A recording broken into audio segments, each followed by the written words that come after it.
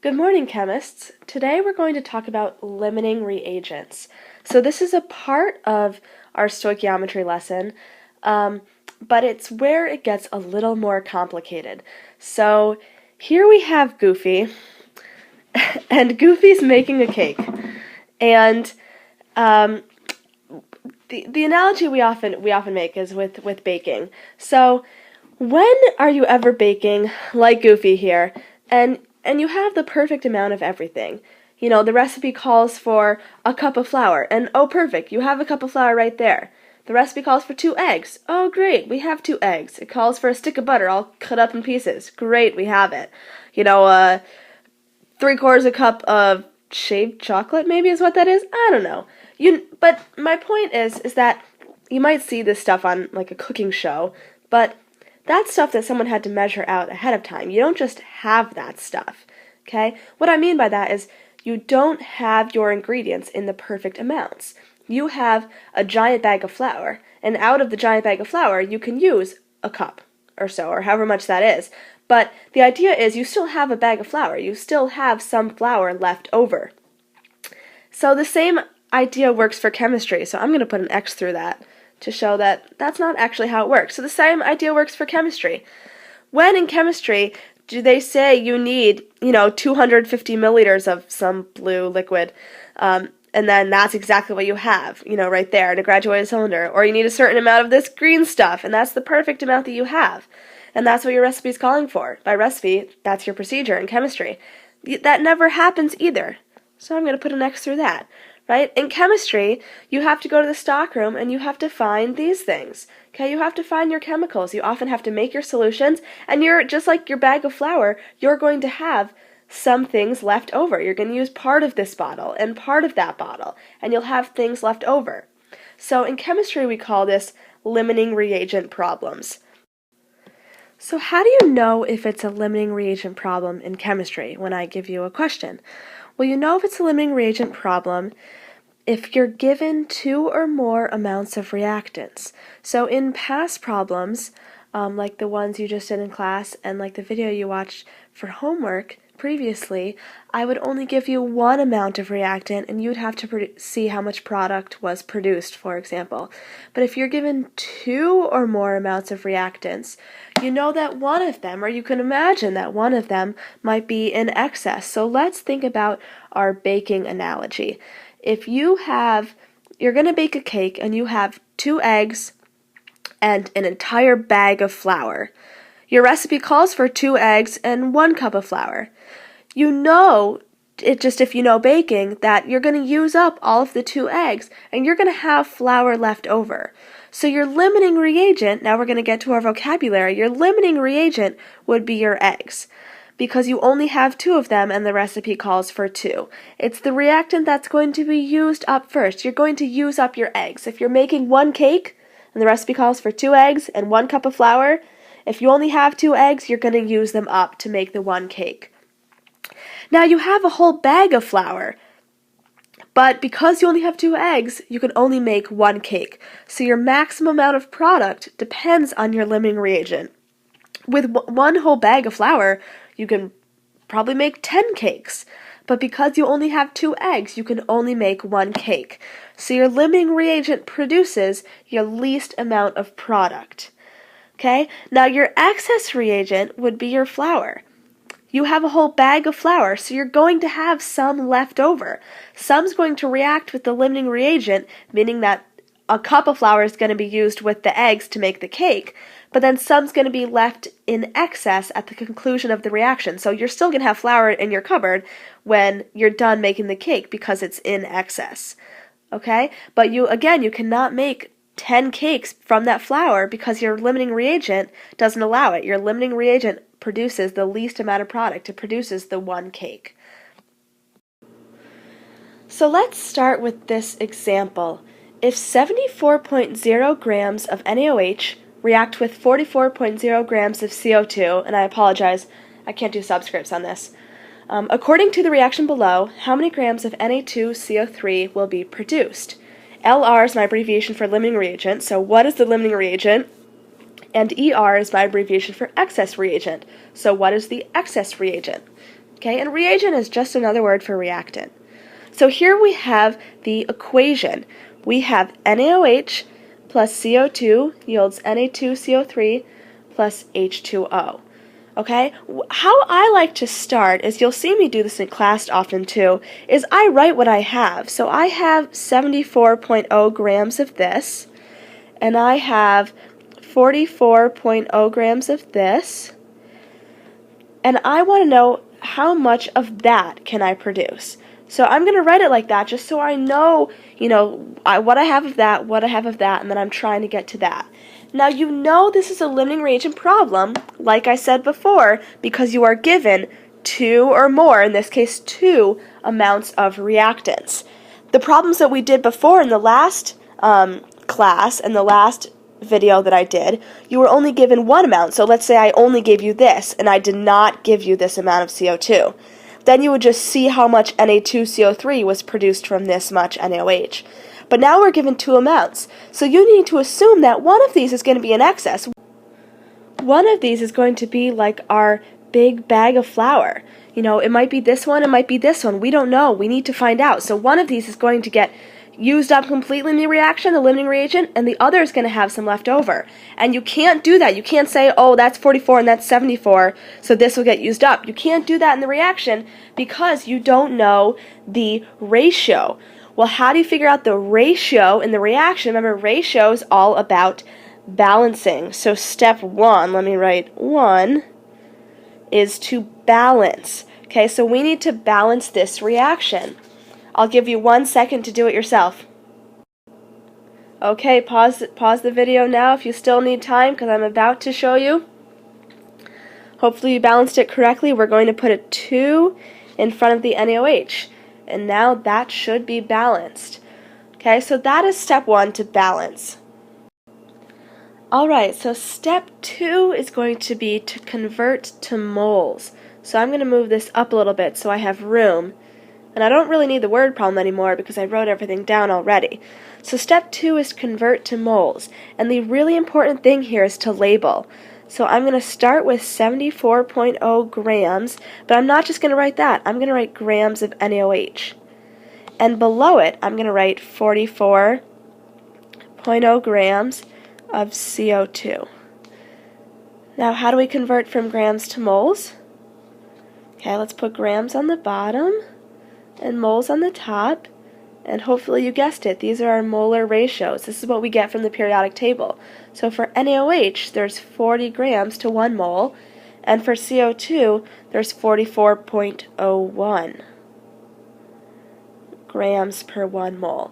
So I got that from the periodic table. So I could say equals, I could put an equal sign after these, right here, let's say, and there, and figure out what the moles equals, but I'm actually not going to do that. Sorry if I messed you up. I'm not going to write equals, and you're going to see why, because the next step is coming up. So step 3, I wrote it up here, is to convert to the product. Now notice we have 2 products here. We have Na2CO3 and we have H2O. You can choose either product to convert to. I'm going to convert to Na2CO3 because that I put the question mark there. That's what I'm trying to figure out. That's what the question above asked me to do, was to figure out how much Na2CO3 can be produced. So I'm going to convert to that one because it would save me time later because I need to figure out how much of that I produce anyways. So by convert to product, I mean, I'm doing a different color because that's a new step. To label it more, I'm going to say, make sure I'm still talking about NaOH. Here I'm talking about NaOH, and here I'm still talking about CO2. So when I convert to the product, I wrote those. Sorry, that looks like a U.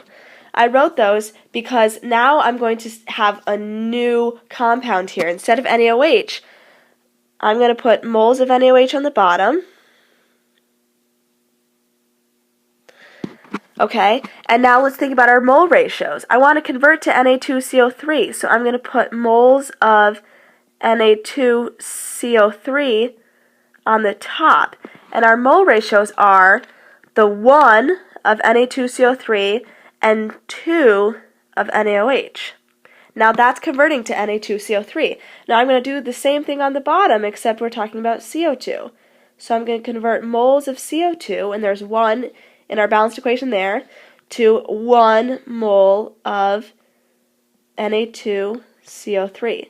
Again, I'm converting to the same product because I want to see which produces the least amount of product. Now I use my calculator to do the math.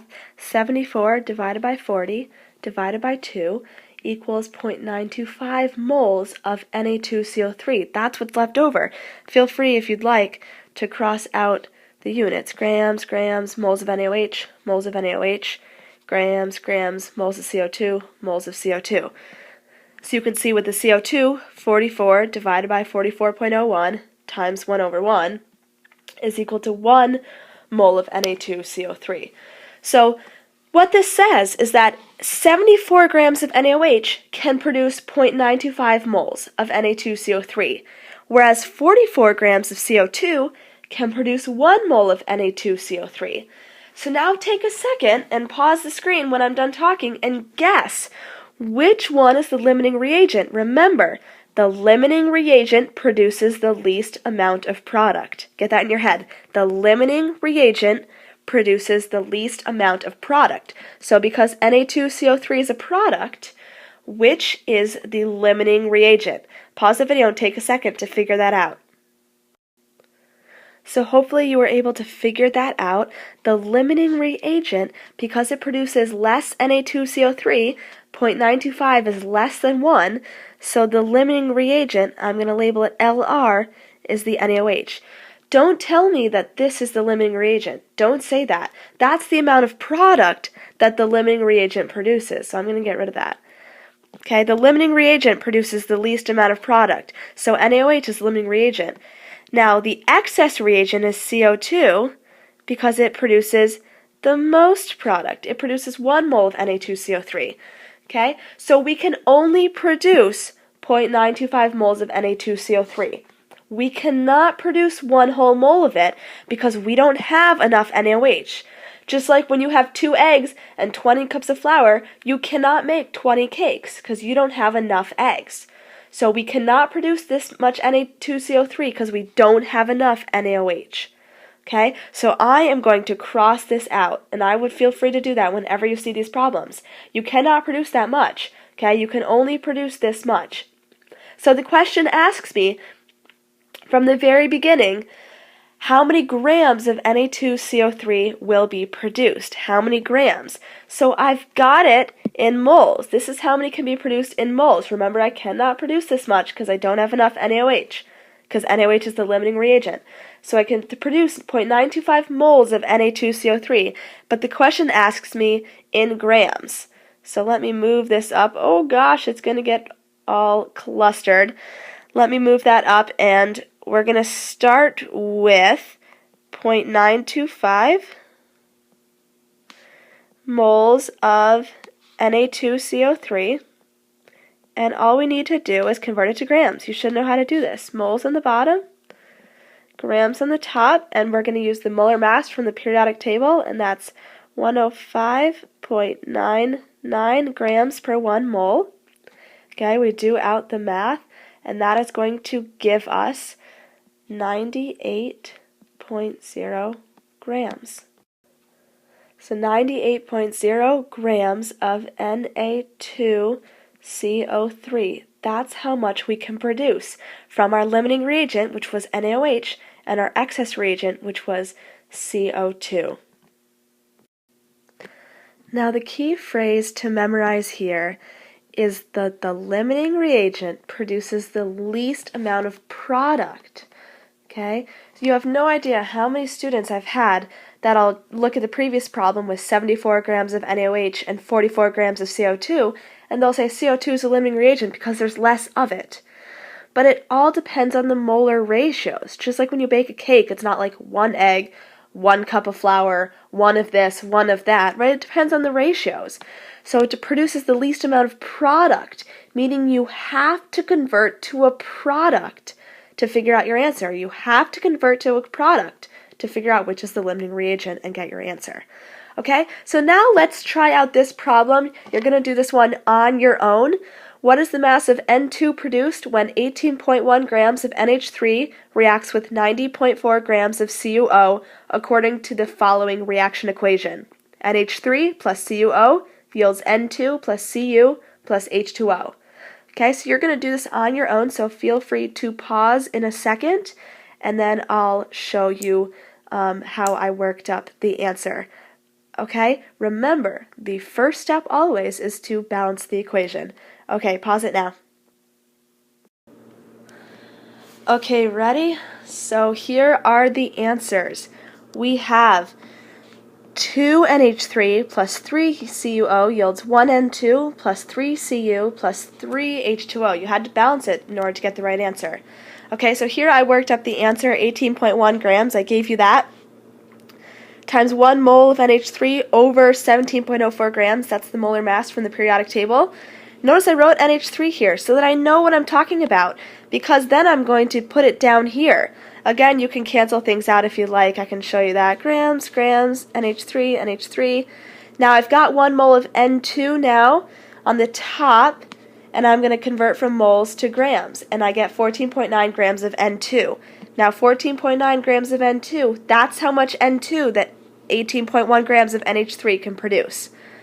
Okay, so now we have 90.4 grams of CuO, 1 mole over 79.55 grams, that's the molar mass, times 1 mole of N2 over 3 moles of CuO. I cancel out CuO, and then I multiply by the molar mass. Notice these two are the same, just because I'm converting from moles of N2 to grams. And you can separate that if you'd like and do it as a separate step.